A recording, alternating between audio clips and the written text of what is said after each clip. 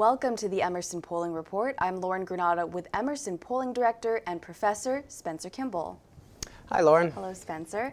We're taking a look at your national poll today. Let's take a look at it now. What are we seeing here? So we're going to start off with Joe Biden, the former vice president, because he's been the lead horse pretty much in this primary process since he announced his entry into the race. And what we've seen in the last month is he's been able to kind of weather the storm of a lot of people thinking that he was going to dip in these polls. He's still, staying steady. He's still in the lead, but only by a couple of points over Bernie Sanders. And what's interesting about Bernie is, remember last week in Iowa, we saw him dropping down to fourth place. But nationally, he's up at second place in our poll. And we think there could be a little bit of a bounce from the AOC endorsement over the weekend, or even maybe a sympathy vote from his recent heart attack and then jumping onto the debate stage. And then I think the third candidate that needs to be discussed is Elizabeth Warren, because she continues to sit right there in striking distance of either Biden or Sanders. And so if either one of those candidates appear to falter, it looks like Warren might be able to overtake both of them at this point. But of course, now that Warren is in that conversation, she's going to be, and as we saw in the debate, more criticized for her positions and have to be able to defend her policies a little bit more as the campaign continues to ramp up. And I want to talk about Yang for a little bit. Why is he doing so well among young people? So Andrew Yang is polling around 5% in our poll this month.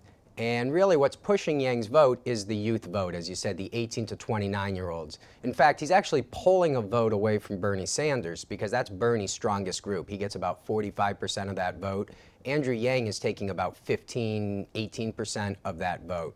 And so he's attracted to the younger voters. I think his policy of $1,000 a month income, a basic income, really comes out of the McGovern campaign of 1972, which a lot of people thought was, wild, crazy ideas. But you can see 50 years later that some folks don't find it to be as crazy. And I think that's what's driving that youth vote to him at this point. And let's move on to the head-to-heads poll. Why are all the candidates at the same level? So yeah, we took a look at those three top Democrats, Biden, Warren, and Sanders, and we placed them all against President Trump, and we find that they're all leading 51 to 49. And our conclusion from that was, at this point, I don't think that the voters are really separating the differences in policy. Obviously, Warren and Sanders have a really different healthcare policy than, let's say, Biden. There's different policies on the tech companies. But I think voters are really right now looking at just Democrat and Trump, and they're kind of putting them all together. So if they're going to vote for one, they'll vote for them all at this point. But I will mention that those numbers are much tighter than what we saw over the summer, where the Democrats, even Joe Biden, would be leading by 10, 11 points in a national poll. Now, it's been a long time since a Democrat has been able to win an election by double digits. You got to go back to Johnson versus Goldwater in '64. But there is a chance here that at least early on, that the Democrats are going to have a very strong lead. It appears to look more like 2016 right now, each holding that 2-point lead, as we know, does not necessitate a victory come Election Day. And we can't avoid impeachment talk. So why are the Republicans so silent with all the impeachment talk going on? Well, I think this is causing some consternation with the president in that when this issue of impeachment, voters are fairly split. It's, I think, 48-43 in favor of impeachment nationally. And we've taken a look in Louisiana, Ohio, Iowa on this issue. And it's split. It's not an 80-20 issue, but it's closer to 50-50. What's interesting with impeachment is what we've noticed, it increased of intensity. So we ask people, what's your most important issue of why you're voting? And typically we get the economy, healthcare, those are like the driving forces. This month, what we saw was a 7-point jump in impeachment. It was the least important issue in September, and now it's moved up to be kind of a conundrum of secondary issues. You still have the economy, but now like healthcare, immigration, education, they're all falling in with impeachment around 10, 11, 12% for voters. And that movement is coming within the Democratic primary voter. they now see impeachment as really one of the top issues.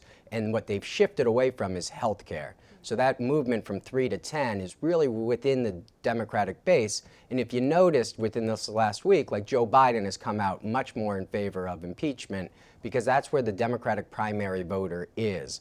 And they have to obviously appeal to that vote. So that's why he's going after in the impeachment. On the Republican side, they don't quite know what to do with this issue. And this is a game-changing issue. We see that if Trump is successful in fending off the impeachment, not just the inquiry, but the trial, if it goes to that point, voters are slightly more likely to vote for him in the future. It's like 35-28.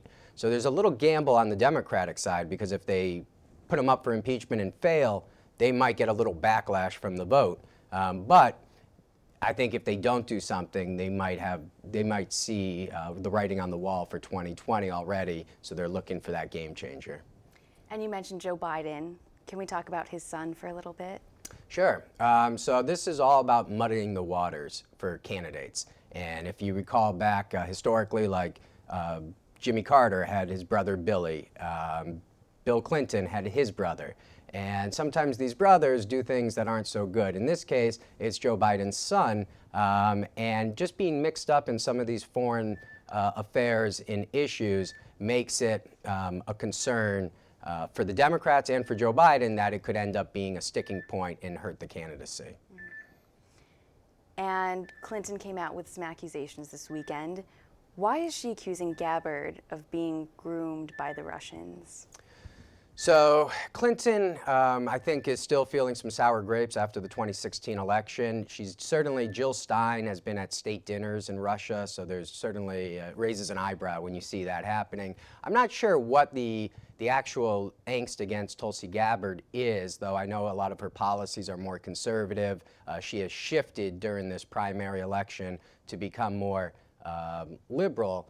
But if we've noticed in the debate, she's actually a pretty strong debater, and she's been able to go after Warren. And so this could be an opportunity for Clinton to try to dismiss her. I think it was a mistake. I think it gives a platform for Tulsi Gabbard that she didn't have before. And for a lot of those people that were anti-Clinton folks, Gabbard could be an attractive candidate for them to support, potentially even as a vice presidential candidate. Now, remember, we haven't had a congressperson go to the White House since 1880, and I don't even really consider that was a true congressperson because they were already a senator.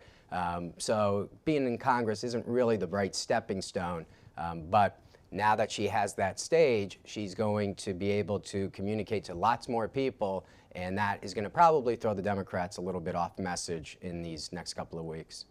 And how has Tulsi responded to these accusations? I think she's taken it as best she can in that she has now brought the fight to Clinton. If we've seen her Twitter account, she's tweeting back at Hillary. And again, this raises support for Gabbard under what we call the social wave theory. So people that are against Clinton, now that they know that Gabbard is kind of the opposition, they will then go towards Gabbard's camp. And so we'll keep an eye on her numbers to see if she can creep up to the 7, 8, 9% and become that second-tier candidate along with maybe Pete Buttigieg, maybe Kamala Harris has a bounce back. But right now, we're just seeing those top 3 on the national scene, and it'll take some time for somebody else to be able to break in, probably not until January. Thank you, Spencer. Well, thank you, Lauren. Thank you for watching the Emerson Polling Report. I'm Lauren Granada with Spencer Kimball.